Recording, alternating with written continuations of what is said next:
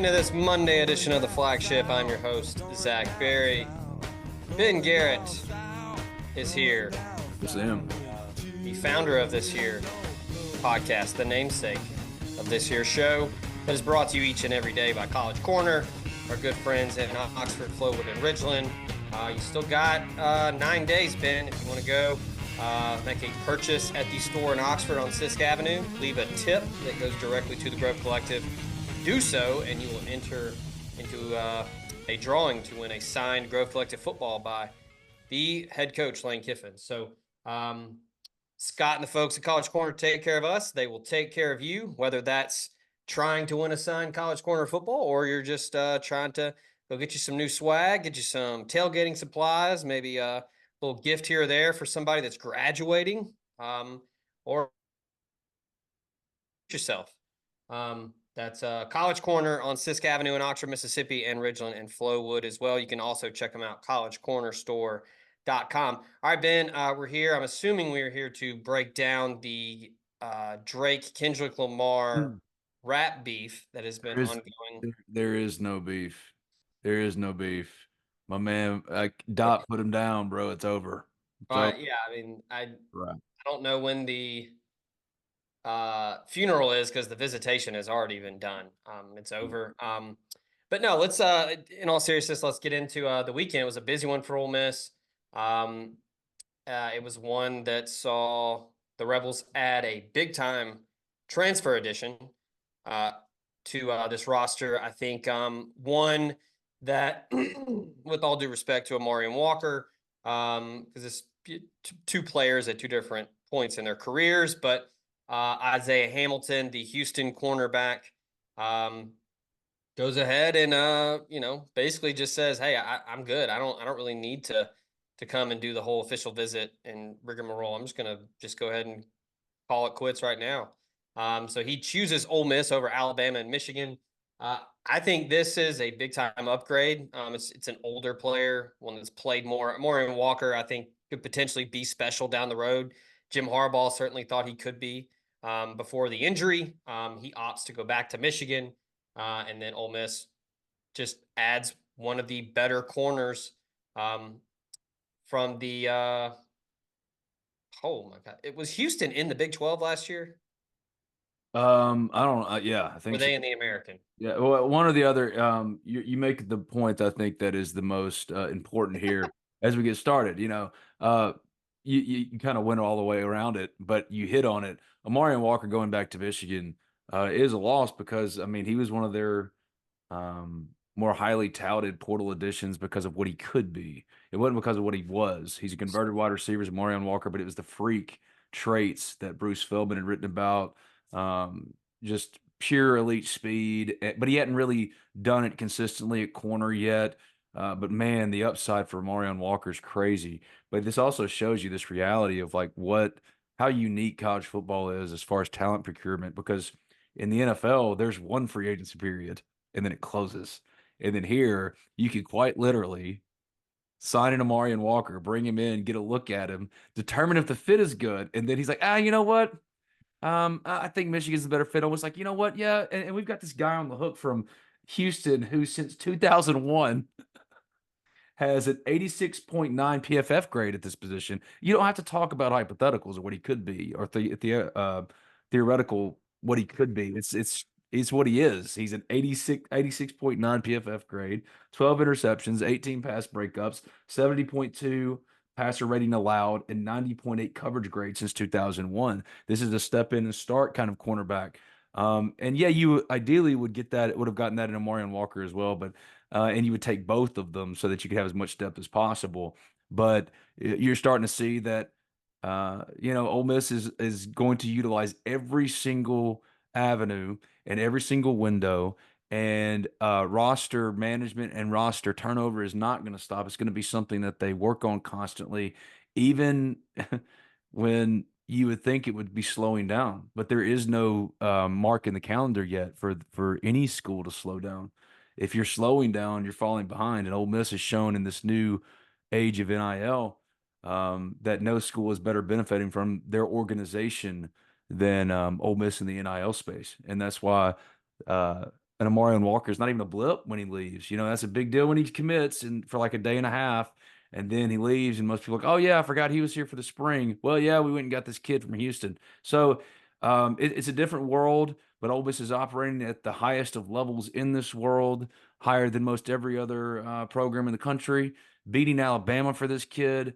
And other schools too, but I mean, you just see the culture shift. It's different. It's not what it's always been. Ole Miss not only um, takes a starter from Alabama in Tre Amos, but now you're beating out Alabama for a plug and play starter, not just at Ole Miss, but at Alabama as well. So, yeah, I mean, it's another good example of Ole Miss in this new age of NIL and it running rampant in this Wild West kind of variation of college football.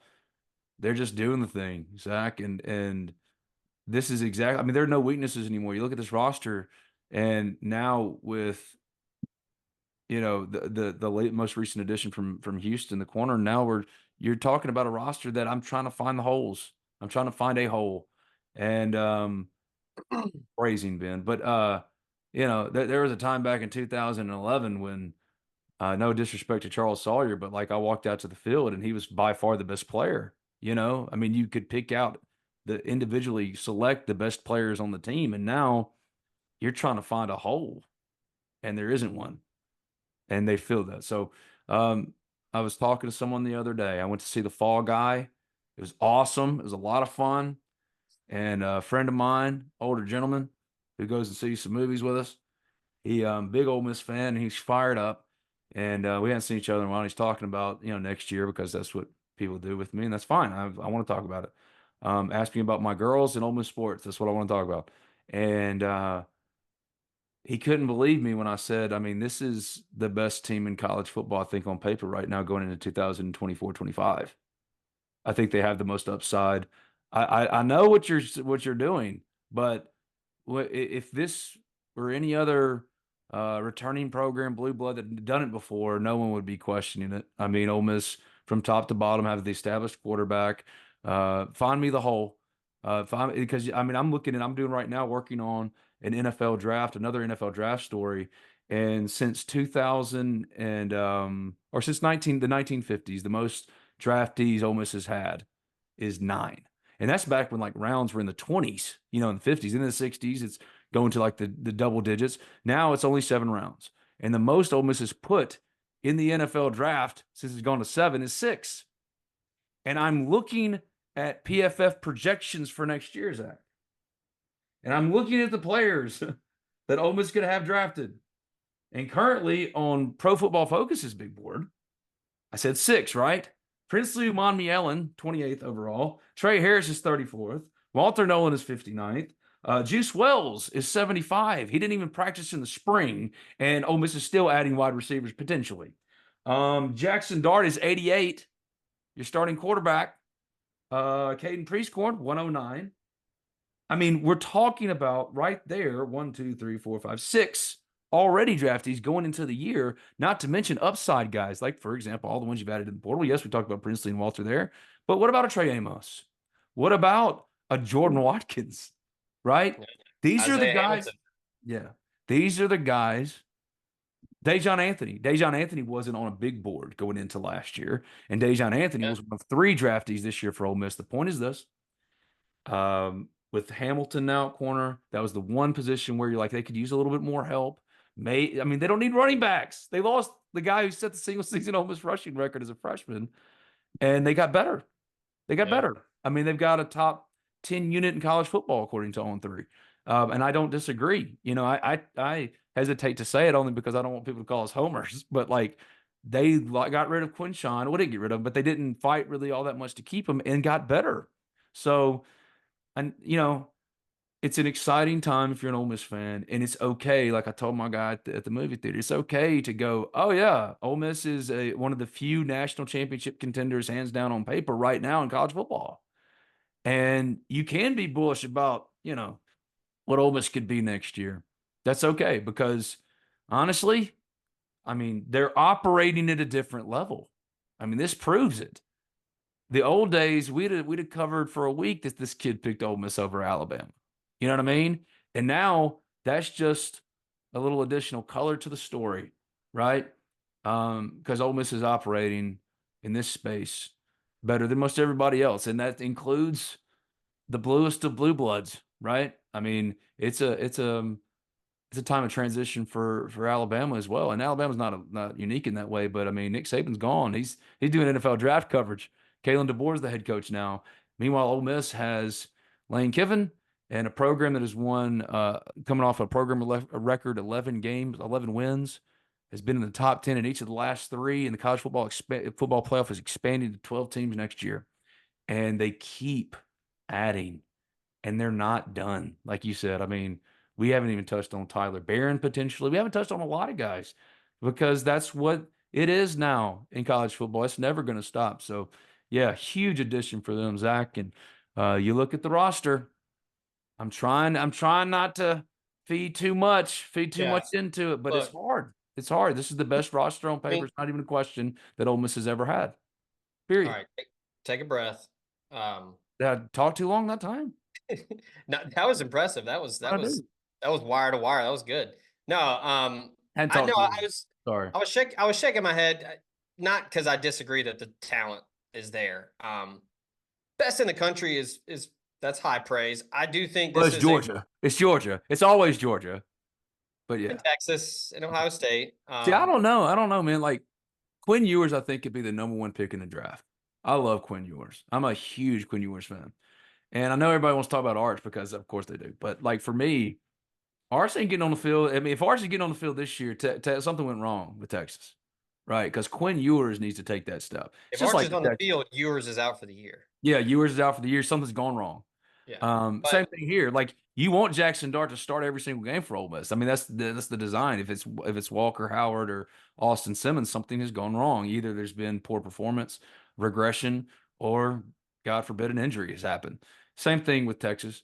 But when I look at the rosters comparatively, and if you just want to look like at recruiting rankings or however you judge or measure talented rosters, if you go through it from an analytical perspective, Walter Nolan was, for example, a 5-star, it was top number 25 one, player. Huh? he Was was he? number one. Yeah. All right. I can't remember if he was on number one on 3 or not. Princely Umanmielen is the number 7 ranked edge returning in the country, but even more than that, I mean, he's a starter from Florida. On and on and on. If you compare Texas and Ole Miss in that way, it's a whole hell of a lot closer than you think. It's a No, whole hell it of a lot. is, and I think this is Honestly, I think Ole Miss is better right now. this is a layered conversation too. I We got agree. to peel it back because the schedule helps Ole Miss. I Hmm. think where the games are helps Ole Miss. Um, when the games are, I think this is a team, and we don't have to preface things with like, well, this is an Ole Miss podcast, but no, Right. dude, like everybody's saying it. Yeah. Like people expect Ole Miss to go 10-2 or 11-1. And That's like, the expectation yeah, and which is because crazy because I remember what it felt like to watch Ole Miss. Like it felt surreal for Ole Miss to win 7 of 8 SEC games in 2003. I mean, this is the same team that lost to Memphis and Texas Tech. There was always a caveat: you did this, but you I was also did this. I was That's just about not. to say that. Yeah. Like this isn't, yeah, Yeah. you don't have some Who's that quarterback for Texas Tech? no, there's no more double vodka lemonades on the sideline, guys. Like beating Alabama and then losing to Memphis. Like God, Kiffin, remind me here, Ben. Kiffin's had what? Outside of the Arkansas game that was just whatever. One stinker, the Mississippi State game. I don't know, man. The get your popcorn ready was a pretty bad stinker. Yeah, but that was Alabama. I'm saying like Yeah. losing a game that you should have won. Okay.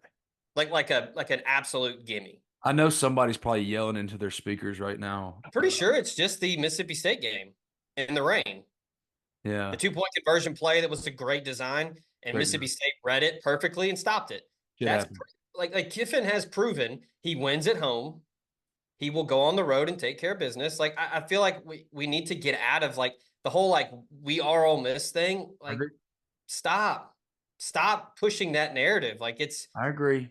okay. But First of all, bad things happen to everyone. It's not just Ole Miss that you know the Yeah. college football gods have a magnifying glass and they're burning Ole Miss. Like it happens to But everybody, but like it's way funnier, and it's so built into the experience that it's fun. I know, But but it's like, also just really lame. well, yeah, but also funny. It's funny, but like now, it's just nonsensical. It doesn't match the Yeah, reality at this all.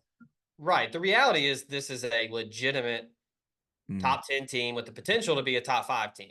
You have the potential to see your Ole Miss Rebels that you've been rooting for as long as you've been alive. I'm sure if you're listening to this, absolutely. Uh, you're a diehard if you're tuned into this right now. And I think anybody who knows me knows that I tend to be a little over the top one way or the other. I'm trying to be better. I've tried to be better. Um, and I'm finding it really, really hard to not just be like, oh yeah, what's like, what are the odds right now? Do you have them in front of you? Like, what are the College football. championship? Yeah, I want to know the championship odds.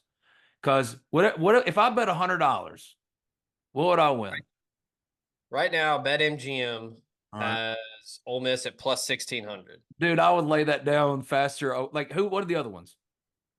So Ole Miss is 6th right now. Georgia's plus 325, Ohio State plus 375, Texas plus 700, Yeah, Oregon plus 1,000, Alabama plus 1,400, LSU at plus 1,600. I don't understand this. That's what I'm Why are we? saying. That's what I'm Why? saying. If LSU had this roster, so I'm not doing that argument again. I've done it on this show enough. I'm not going to do it anymore. But if you were taking your $100, Zachary, on Yeah. all those odds with all those teams and what you know about them, what is the best bet today? Like best bang for your buck? $100 for Ole Miss, Yeah. I mean, right? Florida State's at plus 2,500. That's not bad odds. No, it's not bad. Not bad. But yeah, I I mean, love Texas. It said plus 700. I love that. yeah, I I like that think a lot. I'm interested to see what that offense is like without a Xavier Worthy stretching the field. And he Yeah. wasn't always healthy, but when he was out there, he was a weapon. Right. Um, Okay. Okay. Thank you. Thank you for bringing this up. Thank you. Because Ole Miss has the best receiver in the SEC in Trey Harris. yeah, Better. I They think so. have, if he's healthy, Juice Wells to mix in with Jordan Watkins, who's been one of the most accomplished receivers or productive receivers in Ole Miss history. Seriously, look at the stats.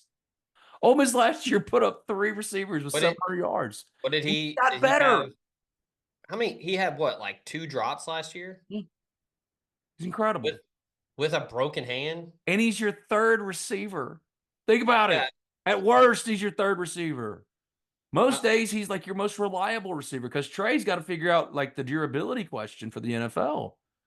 I mean, his first game against Tulane hurt his okay. knee. This is a good. I'm glad you mentioned that. Here's another thing that I think really makes this Ole Miss team incredibly interesting. And if you want to jump on plus 1,600, I feel like That's what I'm saying. you might open up the app after you listen to this. Mm-hmm.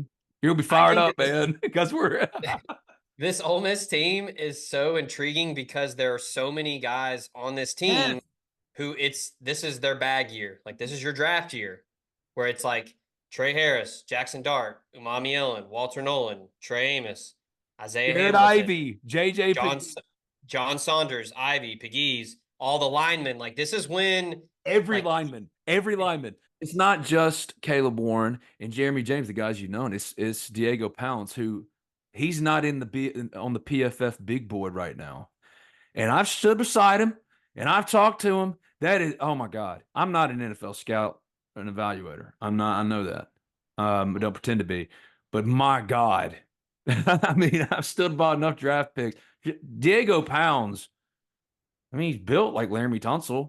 He's a little bit bigger as far as like thicker, but like he's huge and he's got these mauling hands. He's what lineman tackles are oh, supposed to look like. You're not having to put a player out of position or hope that this guy does this. Diego Pounds is a proven commodity. You needed a starting plug and play left tackle and you went and got him. The only reason he wasn't starting in the spring is because he was in a black no contact jersey, as everybody was, because Lane was protecting him, as he should, because spring doesn't matter. But that's another good example of a guy that isn't on the big board now. And what did I say? The most they've had in the 7-round NFL draft era. Six overall selections. I've already listed you 6, plus 3 more. Next year could be historic for Ole Miss in the NFL draft. I know you've talked about that some already, but that speaks more even to, I think, how good this roster is. Because you want to have like the 3 deep loaded up Alabama rosters of old. No, Ole Miss doesn't have that, but you don't have to. They have one of the best 2 deeps in the country. Call Drew Moak of USA Benefits Group. He can help you with any of your health insurance needs. Drew is an Ole Miss grad located in Mississippi and licensed in 7 states. He works with the nation's 2nd largest health insurance brokerage with access to 35 different carriers, regular health plans, to life insurance, to dental and vision, and even Medicare. He has it all covered. Now more than ever, it is critical to have a health insurance agent who is local and accessible. So call Drew Moak at 601-953-8449. 601-953-8449 and get your free quote today. Hi, this is Kevin Kessinger, former Ole Miss baseball player, son of Ole Miss Hall of Famer Don Kessinger, and dad to Ole Miss All-American shortstop Greg Kessinger, and your local community banker with B&A Bank. B&A Bank has invested 125 years in our communities, and we know the needs of North Mississippi businesses better than anyone. As a commercial lender with B&A Bank, my priority is Oxford, and I'd love to help you and your business with any lending needs. Visit www.bnabank.com to learn more. B&A Bank, local, invested, modern banking. Member FDIC, equal housing lender. This is Cali. With C Spire's blazing fast nationwide 5G network, she's got her fans in the palm of her hands. Live streaming her Mississippi Blues from her phone wherever she is, to out there wherever they are. Right now, get the latest 5G phone on us. Only at C Spire. Customer inspired. I'm glad you mentioned Tunsil when talking about Diego Pounds, because our dear friend Bib Woodhouse, part of the Legal Gambling Council, he spoke with somebody who works with the Ole Miss radio network, and they were out at practice, I guess, a month ago or so. And, it's weird how, you can talk to multiple people and gather information from multiple people. It's bizarre, but the feeling that person got was, hey, like this offensive line, everybody looks like a Laramie Tunsil. Oh, I don't know. No. Okay. And I know, look, this is coming from them on the field. And he was like, I've never seen an offensive line this big other than when Laramie Tunsil was there. Yep. Everybody is humongous. Yep. And they're still having issues with the defensive line. So, I mean, it's good on good every day. When it's the ones going at each other, I mean, that's must-see TV right now at Ole Miss. So, like, for sure. You mentioned the draft. There are going to be representatives from 32 NFL teams in Oxford all during the fall. They're going to be there. And I just want to stop you. No. I'm not. No. Okay. You can take it up with them, but that's what they are saying. After we're done, I got to find out who said this, because I get it. I appreciate the enthusiasm. I agree with. This is a person that's played college football. So, like, yes, and they know more than me. But okay, but that's a bigger conversation. Just because you can play it better doesn't mean you can analyze better. Anyway, that's neither here nor there. I accept that their expertise is greater than mine. But man, I was there every day for Laramie. Now it was a different breed. I've stood next to Laramie too. Like, I saw Laramie day one step in. He's an alien. I saw Laramie day one step in. He was the best player on the field. It didn't matter. He was a true freshman. It didn't matter who stepped up to play him. Who stepped up? C.J. Johnson went on to get his cup of coffee with the Patriots. Love that guy to death. Friend to this day. One of the sharpest football minds you'll ever meet. And my man could technically whoop your ass. Now, he maybe couldn't out-physical you because CJ was an undersized edge. He ended up moving to linebacker, a little slower-footed for it because of the injury stuff. But, like, CJ Johnson was an accomplished 5-star prospect, and day one, he said, Laramie lined up. It was just different. It was just different. So, I've seen the tapes. Looks a little like him. I've seen the tapes. Nobody else on that line that looks like him. Nobody. I love a lot of the, like, Jerquan Scott's going to bring some marginal value that they did not have as far as their like number 6, like their swing guy on the offensive line. Quincy McGee did enough. Victor Kern was awesome, right?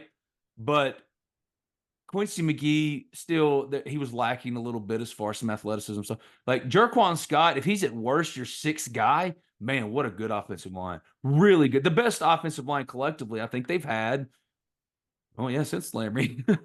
But I think that's what I'm gonna say. Like that's the point. Exactly. I don't think this person was saying, well, we got 9 Laramie okay, Tunsil. that's all. Just make sure. Just give my just guy like- give my guys love. You know, There are multiple NFL guys out there right now. Oh yeah. That hasn't been the case for Ole Miss in a long time. Who are the other ones though for you on the offensive line?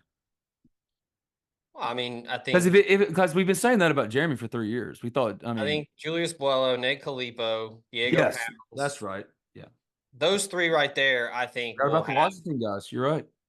They will be drafted. Oh yeah. I would be shocked. Which one's the 6'7"? Is it Nate's the interior, isn't he? Is Julius Buello? I can't remember. The one that's 6'7". I mean, they're both enormous. They're enormous. They look like you just dropped grown-ass men into the room. Not to say the others aren't, because Jeremy James, I just want Jeremy James. Jeremy James, very accomplished offensive lineman. Caleb Bourne, very accomplished offensive lineman. Physically, though, these guys look all different. Very, very different. Calippo is 6'6", 325. Yeah. Buello is... I think Buello is like 6'7". 6'8", 315. Yeah, it's ridiculous. Buello's the 6'8" guy. Yeah, and Nate's just he's the little 6'6" guy. Here's a good grief. If Bryce Young was the quarterback at Ole Miss, they'd have boy. issues. I'll just say that. Yeah. Everybody's humongous. This is a great line for Jackson Dart too, because Jackson, we're never going to get him to slide ever. Yeah. He's just it's part of his game. He loves it. He loves the physical nature of it, right? So he's never going to slide. Then give him the most physically imposing and just great, like mauling, like bulldozing line you can give him, and like let them try to protect him from himself. I love that. You got Diego's 6'5", 6'6", 6'7", and he's 300 pounds. Julius Buelo's 6'8", 315, and Nate's just a small 6'6", 315 with a Jeremy James who's 6'6". It's the best offensive line. And I mean, it kind of goes to what I was saying about Jerquan Scott, man. Like, that's like at worst your 6th guy. And we haven't even talked about that. He was like, who else did they add? They added other offensive linemen as well. It goes back to the original point with Hamilton coming in from Houston at corner. Find me the holes, man. Find me the holes. Look, find me the holes.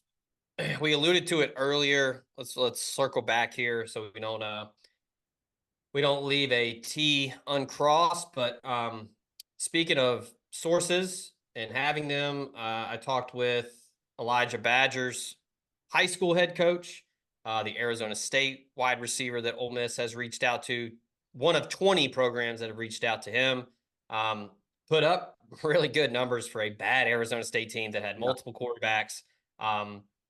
Uber talented guy. I talked to his head coach from Folsom out in California. He said he's super quiet. He doesn't know what he's going to do, but Ole Miss is still looking at talent. And that's the Lane Kiffin thing. I've had people ask me, like, hey, are they worried about Deion Smith? Well, no. Deion's fine.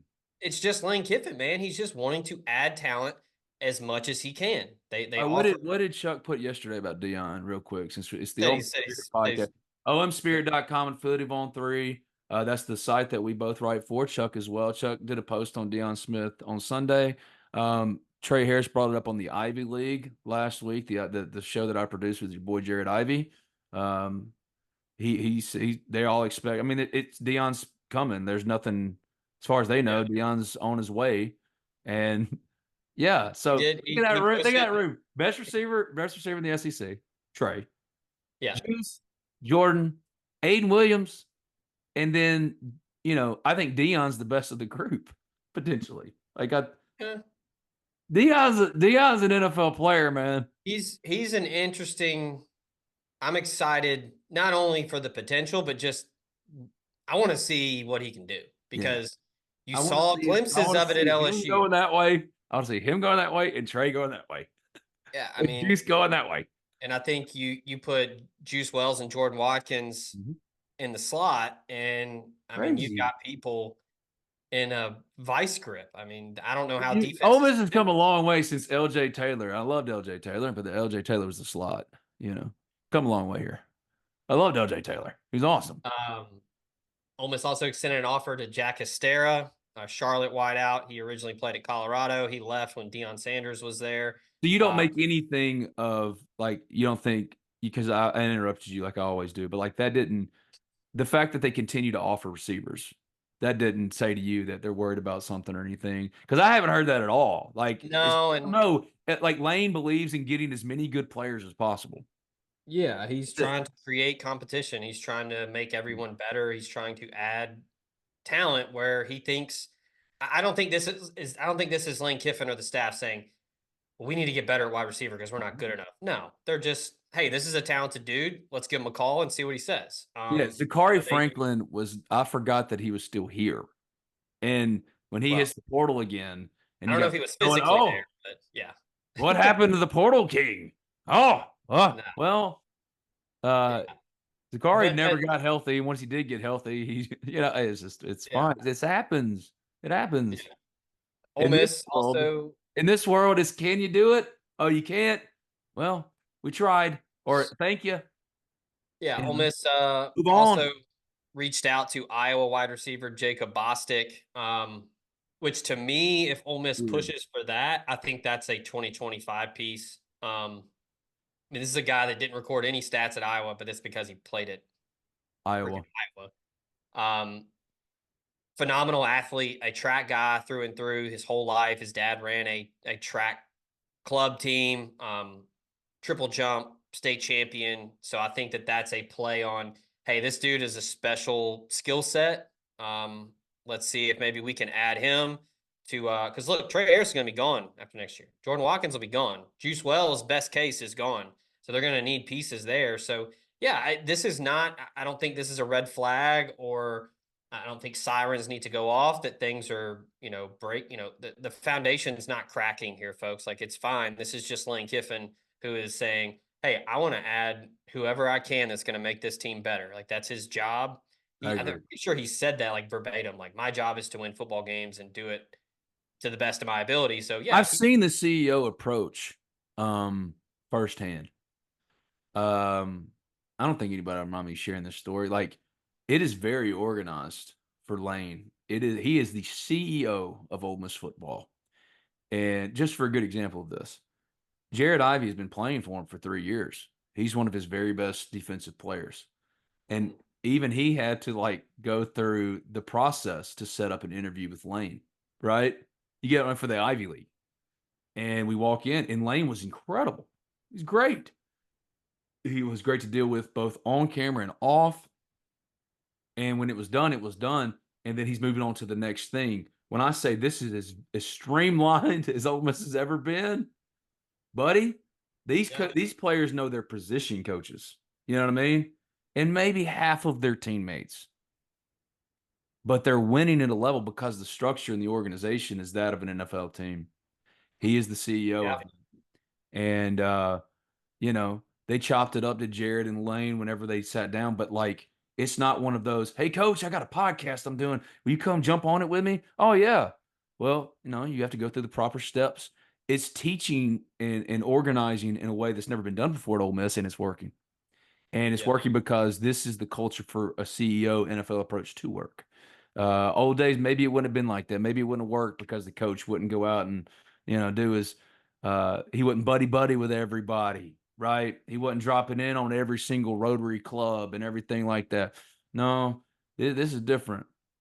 This is how the big boys operate, especially with the way college football and college athletics with NIL is now. And I think you're going to see the same thing with Chris Beard too. I mean, the Arkansas flirtation was very, very, very, very, very, very real. Anybody wants to argue it? Go ahead. Argue till you're blue in the face. My understanding, it was very, very, very, very, very, very real. Just like Lane had those very real pursuits from other schools for a couple of years too. And then it's like, I can't remember what year we would say it, but like he locked in. You could tell he was in, you know what I mean? Maybe it was after Auburn. And the commitment both in how he operated and how he procured talent, how he went about just everything organizationally changed and went to another level. I think you can see that with Beard too, because Ole Miss coaches now see it in that commitment level as well. It's like, oh, this isn't like, oh, Chris Beard went through his shit. I need to go to a place where they'll let me just coach and be about ball. Then I'll go to the big spot. Then that's when I'll come back. No, he's coming back at Ole Miss. But you have to see it. There has to be proof of concept, and there has been. And now for 2024, 25, yeah, get fired up because he's just trying to get the best players possible. It has nothing to do with, oh, well, Deion might not get his grades or so-and-so's hurt or so-and-so's doing this. Get as many good players as possible. Speaking of that and kind of the CEO approach and, kind of, hey, this is how we operate. This is how we're going to operate until it no longer works. Trusting the evaluation process. Ole Miss adds Mason Dunn, cornerback out of Tupelo on Sunday. It probably a 3-star. He's not rated by On3 yet, but Ole Miss vetted, did the evaluation. Pete Golding, Brian Brown, both in-person evaluation, film evaluation, talked to him, talked to his mom, and landed him on Sunday. I spoke with Mason's head coach, Ty Harden, on Sunday. You can read that story at omspirit.com. He gives a full scouting report of Mason. Look, 6'4", 180. First thing that jumps out, Ben, 6'4". Last time I checked, you can't coach 6'4". That's pretty loud right there, looking at the height weight there. So he's going to jump off a depth chart for sure there for everybody that loves depth Here's chart. an assistant coach at another SEC school. Make sure people don't turn a blind eye to Dunn. He's severely underrated. Kid is a stud. There you go. I, of course, responded with, who is Dunn? I was in Starkville all weekend. My daughter, Gracie, in her last soccer game before she ages out and goes to middle school. Hold on. She got her first goal yesterday. This all breaks. I hadn't even heard of this kid till yesterday when Zach put his name up there. It's like high school recruiting used to be our thing. You know what I mean? And we still cover the shit out. Well, Zach covers the absolute shit out of it. He's the best in the business at it, in my opinion. Now I'm biased. I write for the Ole Miss Spirit, OleMissSpirit.com for the on 3, and he's my guy. But people are saying it. I learned about this cat on a soccer field in Starkville yesterday. So when I got this and I responded that way, this person responds with, the DB from Tupelo, you idiot. To which, hey, I mean, all in my defense, how many of these kids, like, I'm done after Aiden Williams now. Because that's what told me that high school recruiting, it's just we got to treat it with kid gloves now. We were told Aiden Williams coming in and he putting on the number 1 and doing the thing. And where was Aiden Williams? Suntarine Perkins. And that wasn't just us, man. No, that was Lane. That was Lane. Yeah. Lane was in press conference saying, hey, y'all see it, we see it. I mean, I ain't got to say it. It is what it is. And yet nothing. So I trust your take on this. I trust your takeaway on this. I trust this person's takeaway on this. I'm sure he's a great player. But in this culture, it's like, well, first of all, will he make it to campus? And if he does make an impact in year 1, you're going to, I mean, then you're cooking with gas. You're going to pay to keep him, all those kind of things. But like, we're having to wait to see if Ole Miss can get into a second contract first. You know what I mean? Like, that's where I'm at with high school. I want to see who gets to the second contract. Quinshawn got to a second. He could have gotten to a third. I mean, it's just the considerations for players. It's just different. Yeah. But like the evaluation is apparently, like you said, 6'4", 180. Yeah, coach said he's a legit man-free, like we'll man you up, we'll lock you down, but he said he thinks he could still grow. So could grow into a big safety. But yeah, Pete Golding and Brian Brown, they offered him in January, went to see him multiple times, went to track practice, watched him move in track. I think that's such a big part of evaluation with high school kids is I do think most college coaches would tell you, like, hey, play multiple sports, man. Like, track helps so much. Yeah, man. Like, when I talked with Jacob Bostic, the Iowa receiver, he talked about that, about how track helps you so much that other sports can't do. Just in general, man, like it's ridiculous to see 15-year-old kids trying to throw like these sweeping sliders. Like, and you wonder why there's so many friggin' arm injuries out there. Oh, I got to have him throwing 94 by the time he's 15. And what are you doing? Let him go play pickleball. Yeah. But Ty Harden, the head coach of Tupelo, said that from day one, Pete told him, he said, "Hey, this is one of our guys. Like, we'll be back." And they came back multiple times, built a great relationship with his mom and with Mason. Got the commitment on Sunday. LSU, Mississippi State, Louisville, Minnesota, some of the other offers that he currently has. So, and look, here's another thing that I don't think gets mentioned enough, Ben. Tupelo's been a tough town for Ole Miss to get into. Yeah. And that's another thing. That's what I'm saying. So, like, hey, this Tupelo guy that Ole Miss just committed, man, he's really, really good. I could go through some Tupelo names now. Like, if we really want to do, like, there's a current wide receivers coach at Mississippi State, Chad Buffus, that whose recruitment was just, ugh. I miss those days a little bit. I really do. I miss those days. Well, it was the kid like PJ Smith, I think was his name. Remember him, Tupelo? Maybe was his name? I can't remember. Well, But you had the all the guys. Tupelo's been not great. Yeah. Anyway, so it's right down the road. I was gonna say it's just right down the highway. And a lot of good talent there, a lot of good players. It's a great program, great school, big school. There's a lot of talent there. But somebody did yell into the speakers too, Zach, because there was a quarterback from Tupelo. No, maybe it wasn't Tupelo. No, it wasn't Tupelo. Maybe he's from like, no, I don't remember. But he went to Georgia. Yeah, oh God. I'm looking at something real quick because I know we got to get out of here. On 3 way too early college basketball top 25. Your Ole Miss Rebels are ranked. Do you know where? Yeah, I do. I think the new additions make this team very, very fun in the offseason.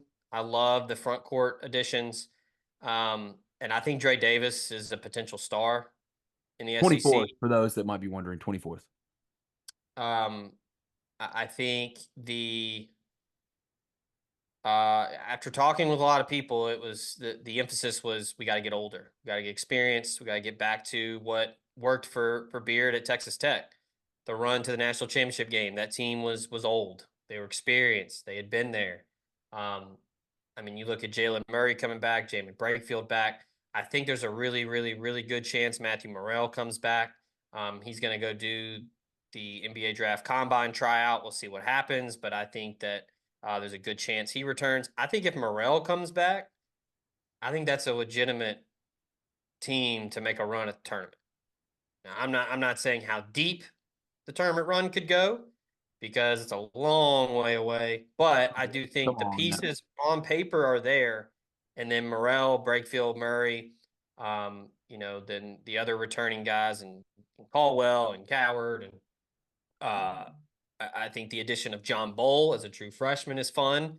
I think that he has the front court guys that have been added, Ben, I think is crucial for John Bull's development in year one as a true freshman. John Bull can't be playing a lot in year one. You don't want him playing a lot in year one if you're going to have a good NCAA tournament, unless he's just like a lottery pick kind of guy, which he could be as a McDonald's All-American. I want to say this, though. Like, we're talking about football at a national championship level. We're talking about basketball, NCAA tournament. Who cares that Ole Miss baseball has had the worst SEC winning percentage over the last 2 years? Who cares? Won their title. Whatever. It's a way too early top 25 for a reason, but I don't think it's crazy. And there are other people I'm just telling Ole Miss fans that are like, man, what can I pay attention to right now? Baseball sucks. We just gave you an hour of a football national champion, recruiting, and a basketball team that, frankly, way more fun anyway when they're winning. Like Marshall Madness, I don't know, the 2022 national championship run in Omaha was, one of the greatest things ever. But still. Reginald Buckner just had to clip his fingernails before that LaSalle game. Man, LaSalle. I was like 2 seconds away from booking my flight to LA too. Hey, everybody's favorite college basketball pundit, Trilly Donovan. He's a believer. Hey. I talked to him a couple weeks ago, and he was like, look, man, like they're adding some pieces. I just don't see how Chris Beard goes quietly without a fight. That's what I'm saying. Like Lane, after his flirtation and having to decide, you know what, you can win here. I can win here. Yeah, I can win here. Oh, Ole Miss isn't a little Ole Miss no more. No. Commitment came, and then the winning followed. I think that's something you can similarly see with Chris Beard. That's kind of what I was alluding to earlier. I mean, there's just a lot to be excited about, and that's why. Ole Miss fan, you're a little too blunt. I'm just saying, you don't have to get all in your feels about baseball. I think there's no way that their changes aren't coming in 2 weeks in baseball. Now, I'm not going to try to speculate of how significant the changes will be. Changes are coming in baseball in 2 weeks. Now, I don't know what those changes are going to be, but I think some changes are coming. Real quick before we They get out have of here, no choice, Zachary.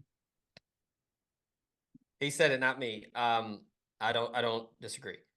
Real quick before we get out, our buddy Steve Wiltfong did a whip around this morning. There's some Ole Miss nuggets in there on quarterback target Keelan Russell. I won't give it away. Go read it. It's at our site.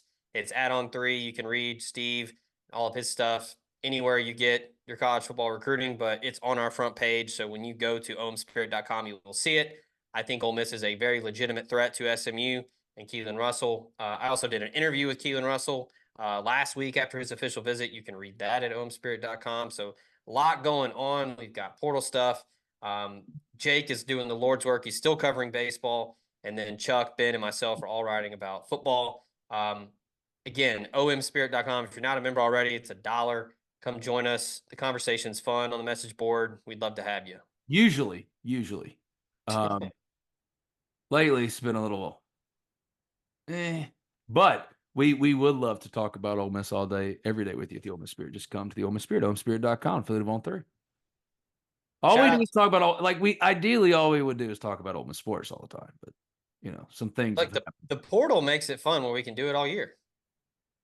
You and I have two very different definitions of fun.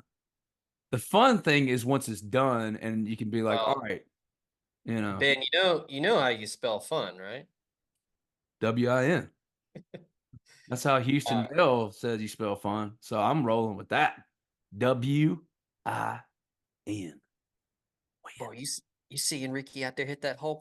When he's fast, Ricky fast. There's two kind of fast. There's fast, and then there's Ricky fast. Shout out to College Corner, bringing this show to you each and every day. Scott and the folks over there.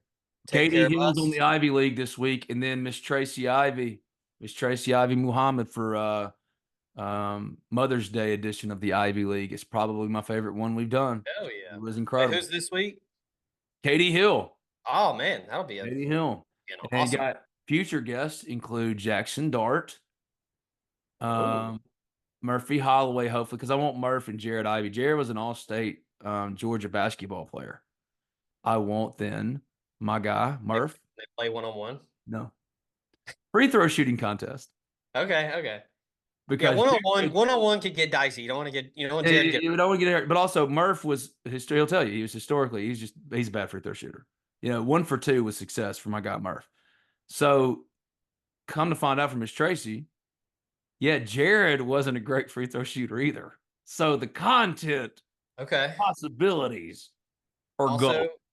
Also, if you've seen Murphy Holloway lately, you know that nothing to be trifled with. No, Murph could still go, man. He'll tell you. He's like, all those guys last year, Musa, they all step in. Yeah, you want to give the old head a go? This man played a decade overseas, too. He was one of the only players in SEC history with 1,000 points, 1,500 rebounds. I mean, the man, he plays bully ball. So it would be fun because, a lot of these football players can ball. Trey Harris can ball. Brandon Turnage can ball. All right. Jared Ivey. A lot of them former All-State in these sports. But, they need to know that, you were good and you're about it, but you're still, I would love to put Murph and Jared go one-on-one. It'd be fun. In free throws. Only in free throws. Don't want anybody to bring it full circle, Ben, we learned over the past couple weeks, you don't mess with a short king from Compton. Do not. And we also are telling people that you do not try to play people in basketball that have played overseas and look like Marquis. That's I'm just gonna put it. This is one of my favorite Ole Miss stories. I'm not gonna bust him up, but there's a former Ole Miss sports information director that believed himself to be maybe better at sports than he was. But he was also someone who very much had a strong belief. You all got to love yourself first. So he believed in himself, which is great. But he was like, I can catch a pass from Jevin Sneed over the middle.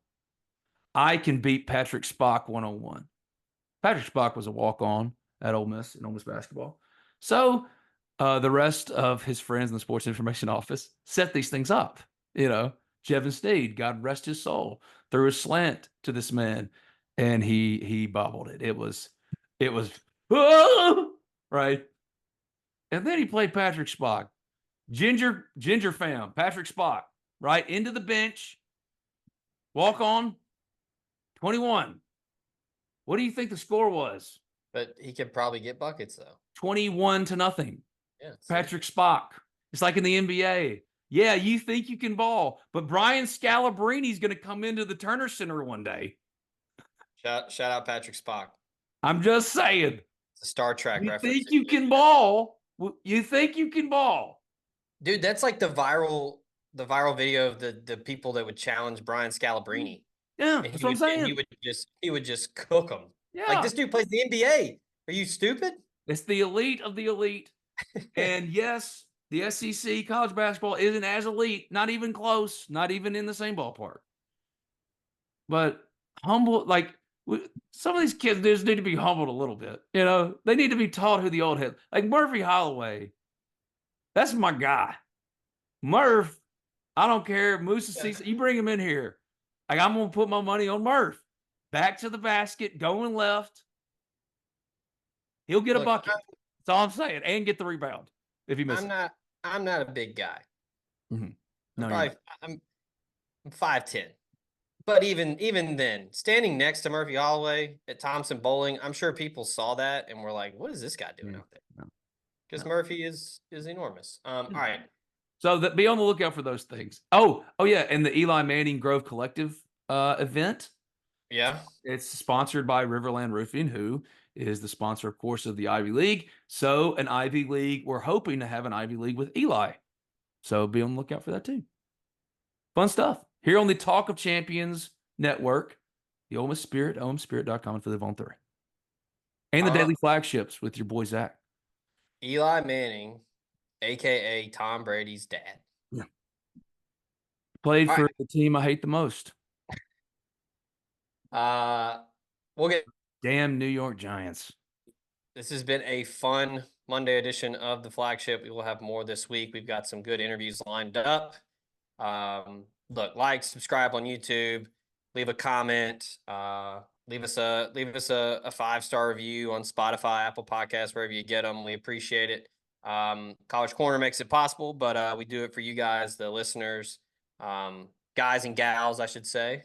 We appreciate y'all tuning in each and every day. Appreciate Ben hopping on this morning.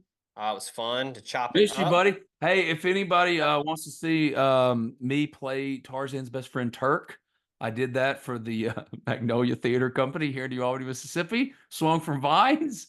Go live if you want to see that. Other than that, man, that's all I was doing for 2 months. I've been, covering some Ole Miss stuff and swinging from Vines. And I'm sorry that it took me till now to get back on with you on the show again that I founded. The Flagship is mine, but also it's now it's Zach's. It's Zachary's, starring Zachary Berry. It's fine. But I got to drop in every once in a while to at least be like, hey, I still like talking. It's all of us. It's all of us. Got a haircut too. See, I didn't even wear a hat today.